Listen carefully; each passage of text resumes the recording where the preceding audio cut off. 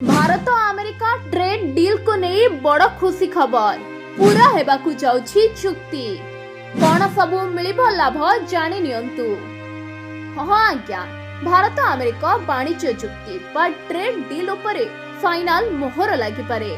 वाणिज्य सचिव राजेश अग्रवाल संकेत दैछन्ति जे भारत एवं अमेरिका मध्य बहु प्रतीक्षित द्विपाक्षिक वाणिज्य चुक्ति एबे पूरा हेबार स्थिति रे पहुंची जाइछि।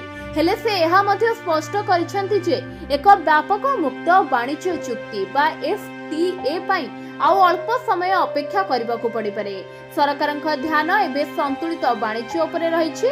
एहार अर्थ जे भारत चाहुछि जे वाणिज्यर नियम एपरि हेउ जोंथरे उभय पक्षकू समान फायदा मिलिबो।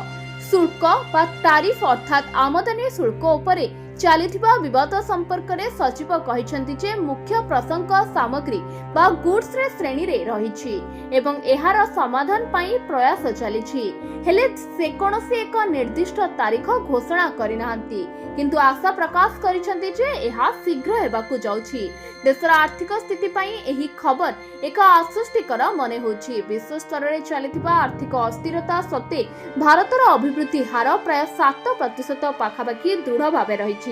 सरकार चलित आर्थिक वर्ष रे 850 बिलियन डॉलर अधिक रप्तानीर लक्ष्य रखिछन्ति। साधारण लोक और कृषक मानक पई खुशी खबर यह जे अमेरिका निकटरे भारतर 200 रु अधिक कृषि और खाद्य उत्पाद को वर्धित शुल्कर मुक्ति करिछि। यह सीधा फायदा चा, कॉफी, मसला, बादाम एवं प्रोसेस्ड फूड रो व्यवसायी मानकु मिलिबो। जेतेबेले एही उत्पाद गुड़िक उपरे टैक्स कम लागिबो तो अमेरिकीय बजार रे भारतीय सामग्री गुड़िक सस्तारे बिक्री हबो और चाहिदा वृद्धि पाइबो, जहार लाभ शेष रे भारतीय चाषी एवं उत्पादकों को मिलिबो।